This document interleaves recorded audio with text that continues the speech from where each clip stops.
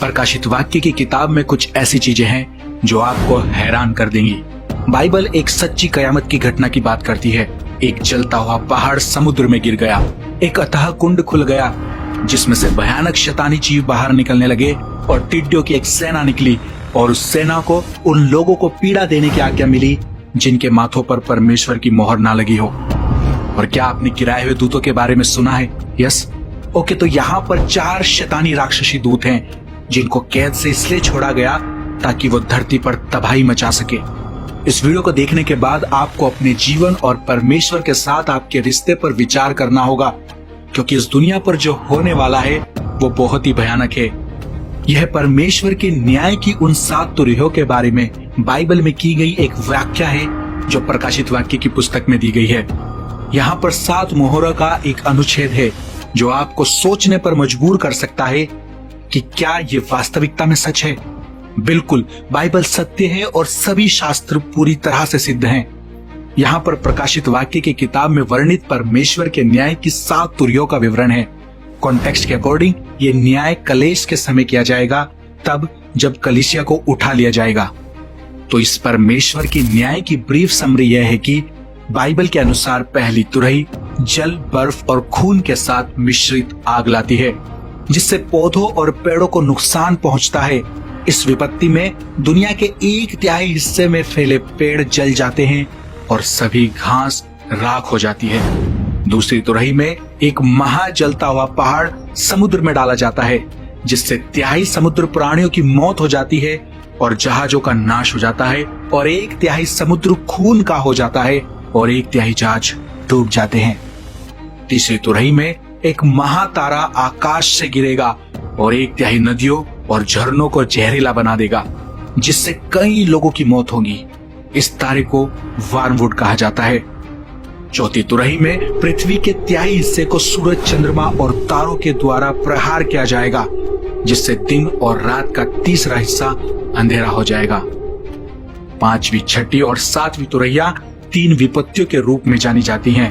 5वीं तुरही में बाइबल के अनुसार एक अथाह कुंड खोला जाता है जिससे राक्षसी टिड्डियों की सेना बाहर आती है जो उन लोगों को पीड़ित करती है जिनके माथे पर परमेश्वर की मोहर नहीं है। 6ठी तुरही में 4 राक्षसी दूतों का आना होगा। 4 दूत मुक्त होंगे ताकि 2 लाख घुड़सवार आर्मी के साथ लाखों लोगों का 1/3 हिस्सा मार सके जिससे महाप्रलय और मौत हो जाएगी। और अब 7वीं और अंतिम तुरही परमेश्वर के राज्य की आगमन और राष्ट्रों के न्याय की घोषणा करती है। प्रकाशित वाक्य अध्याय 11 उसके 19 में। और परमेश्वर का जो मंदिर स्वर्ग में है वह खोला गया और उसके मंदिर में उसकी वाचा का संदूक दिखाई दिया। बिजलियां, शब्द, गर्जन और भूकंप हुए और बड़े ओले पड़े। एक तारा आसमान से गिरता है और एक अथाह कुंड खोल देता है जिससे एक विशाल धुंध का ढेर उत्पन्न होता है जो सूरज को ढक लेता है और वायु को प्रदूषित कर देता है। आप कल्पना कीजिए, एक दिन सुबह आपके जागने पर सूरज की रोशनी चली जाती है और हवा दूषित हो जाती है। बस इस घटना की भयंकरता को कल्पना करें। सूरज में केवल अंधकार दिखाई देता है जो हर चीज को सांझ के समय में धकेल देता है। लोगों में आतंक फैल जाता है जब वे समझ जाते हैं कि यह कोई टेम्पररी क्लाइमेट चेंज नहीं है बल्कि एक प्राकृतिक आपदा है। और क्या है उस अथाह कुंड के नीचे? दानवी टिड्डियां पृथ्वी पर छोड़ दी जाती हैं। और इन टिड्डियों का विवरण अप्राकृतिक तरीके से जीवंतता से भरा हुआ है। उनकी दिखावट शस्त्रबद्ध घोड़ों की तरह है जिनके सिर पर सोने के मुकुट हैं और इंसान का चेहरा है, लेकिन उनके बाल महिलाओं की तरह हैं और उनके दांत शेरों की तरह होते हैं। उनकी पंखों की आवाज एक सेना की परेड या मार्च की आवाज की तरह होती है और उनकी पूंछ बिच्छू की तरह होती है जिनके डंक असहनीय पीड़ा का कारण बनते हैं। यह एक भयानक चित्र है जो उसे देखने वाले किसी को भी भयभीत कर देगा। तो मैं आपको ये सब कुछ क्यों बता रहा हूं? इसलिए कि आपके पास एक चुनाव है।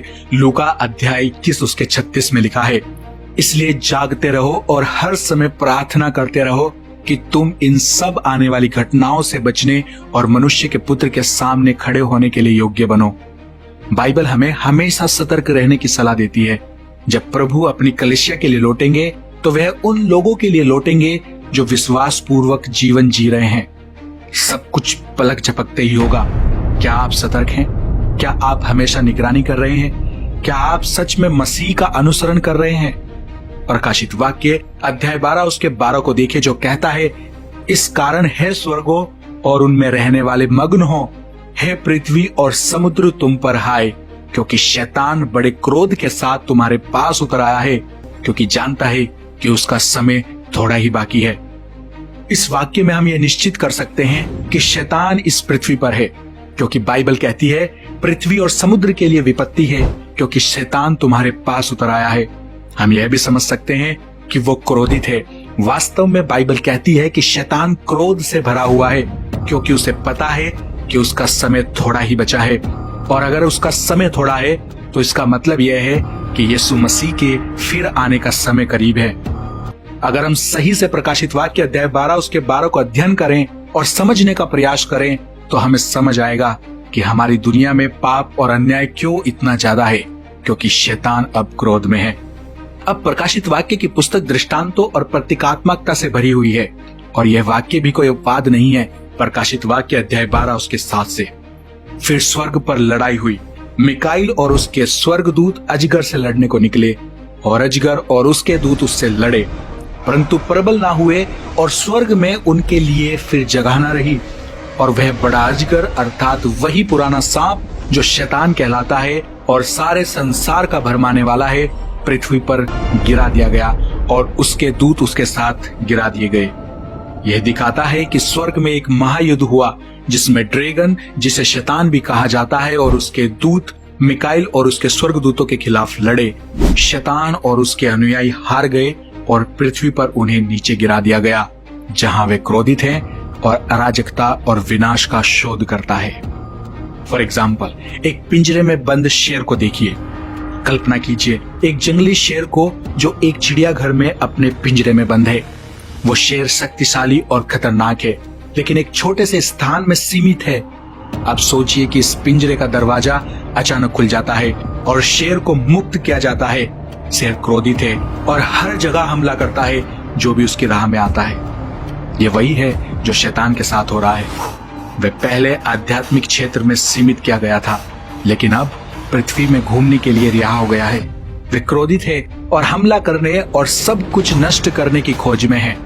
पहला पत्रस अध्याय 5 उसका 8 में, सचेत हो और जागते रहो, क्योंकि तुम्हारा विरोधी शैतान गरजने वाले सिंह के समान इस खोज में रहता है कि किसको फाड़ खाए। लेकिन क्यों शैतान विनाश करने के लिए इतना उतारू क्यों है? इसका जवाब उसका परमेश्वर के खिलाफ विद्रोह में छिपा है। शैतान कभी परमेश्वर का ही दूत था, लेकिन उसने विद्रोह किया और स्वर्ग से निकाल दिया गया। उसके बाद से उसने परमेश्वर और उसके लोगों के खिलाफ युद्ध की घोषणा कर दी। सच्चाई और ज्ञान से दूर लोगों को पाप की ओर ले गया, और इसलिए संसार में पाप और बुराई इतने अधिक होते हैं। इस दुनिया में शैतान सक्रिय रूप से लोगों को प्रलोभन और पाप में ले जाने का काम कर रहा है, और यह उम्मीद करता है कि वह लोगों को परमेश्वर से दूर और अनंत निंदन की ओर मोड़ देगा। लेकिन हमें डरने की आवश्यकता नहीं है, क्योंकि यीशु ने पहले ही शैतान को क्रूस पर हरा दिया है। प्रकाशित वाक्य अध्याय 12 उसका 12वां वचन हमें याद दिलाता है कि इस दुनिया में पाप और बुराई शैतान के परमेश्वर के खिलाफ विद्रोह के कारण है। लेकिन हम मसीह विश्वासी होने के नाते यह आश्वासन ले सकते हैं कि यीशु ने पहले ही शैतान पर विजय प्राप्त कर ली है, और यीशु के द्वारा ही हमें प्रलोभन का सामना करने की शक्ति और बुराई को परास्त करने की क्षमता मिली है। आओ हम यीशु में अपना विश्वास रखें और शैतान की योजनाओं के खिलाफ दृढ़ता से खड़े हों, जानते हुए कि हमारा शाश्वत इनाम यीशु मसीह में सुरक्षित है। हर दिन हमें एक चुनाव करना होता है। भविष्य के डर में जीने की कोई आवश्यकता नहीं है। बाइबल हमें बताती है, प्रेरितों के काम अध्याय 2 उसके 17 में, परमेश्वर कहता है कि अंत के दिनों में ऐसा होगा कि मैं अपना आत्मा सब मनुष्यों पर उंडेलूंगा, और तुम्हारे बेटे और तुम्हारी बेटियां भविष्यवाणी करेंगी, और तुम्हारे जवान दर्शन देखेंगे, और तुम्हारे वृद्ध पुरुष स्वप्न देखेंगे। तीतुस अध्याय 2 के 13 में बाइबल हमें बताती है, और उस धन्य आशा की अर्थात अपने महान परमेश्वर और उद्धारकर्ता यीशु मसीह की महिमा के प्रकट होने की प्रतीक्षा करते रहें, जिसने अपने आप को हमारे लिए दे दिया कि हमें हर प्रकार के अधर्म से छुड़ा ले और शुद्ध करके अपने लिए एक ऐसी जाति बना ले जो भले भले कामों में समग्र हो। हमारे परमेश्वर का लौटना हमारे लिए सबसे बड़े आशीर्वाद की आशा है।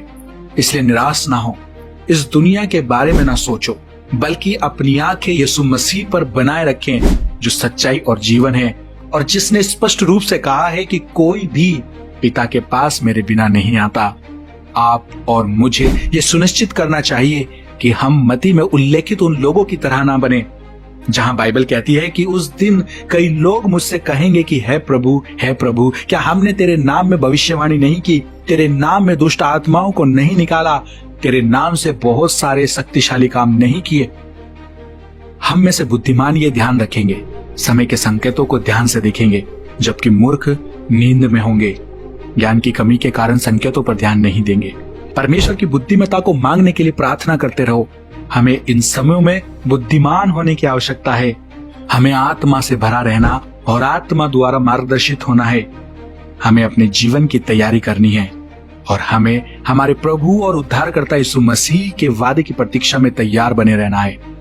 यूहन्ना अध्याय 14 उसका 2 और 3 में, मेरे पिता के घर में बहुत से रहने के स्थान है, यदि ना होते तो मैं तुमसे कह देता, क्योंकि मैं तुम्हारे लिए जगह तैयार करने जाता हूँ, और यदि मैं जाकर तुम्हारे लिए जगह तैयार करूँ तो फिर आकर तुम्हें अपने यहाँ ले जाऊंगा, कि जहां मैं रहूं वहां तुम भी रहो। यह एक अच्छी खबर है कि परमेश्वर इस दुष्टता का अंत करेंगे और हमें हमारे स्वर्गीय निवासों में पुनः स्थापित करेंगे। हालांकि उस दिन तक जब वह आता है, प्रभु ने हमें संकेत दिए हैं कि समय निकट है। उन्होंने हमें स्पष्ट संकेत दिए हैं जिनसे हमें यह जानना चाहिए कि अंत निकट है। बाइबल हमें बताती है कि कुछ ऐसे लोग उठ खड़े होंगे जो खुद को मसीह या मसीहा के रूप में दावा करेंगे, लेकिन हमें सावधान किया जाता है कि हमें ऐसों को सुनना नहीं चाहिए, बल्कि दुनिया की बातों पर ध्यान केंद्रित करने की बजाय मैं आपको प्रेरित करता हूं कि आप अपना ध्यान ईश्वर की खोज करने पर केंद्रित करें। यह हमारा एकमात्र ध्यान होना चाहिए कि हम यीशु मसीह को अधिक से अधिक जानने के लिए प्रार्थना करें। बाइबल हमें जागरूक होने के लिए बुलाती है। प्रभु यीशु हमें जागरूक करना चाहते हैं कि स्वर्ग और नरक है और एक दिन न्याय का है। मुझे नहीं पता कि आप कितना जानते हैं, लेकिन स्वर्ग के बारे में जो मैंने पढ़ा है, स्वर्ग एक बेहद सुंदर जगह है। वहां कोई आंसू ना होंगे, ना कोई दुख होगा, केवल आनंद, केवल शांति और परमेश्वर की उपस्थिति हमेशा के लिए। मौत और संक्रामक बीमारियों से दूर, प्राकृतिक आपदाओं और विनाश से मुक्त।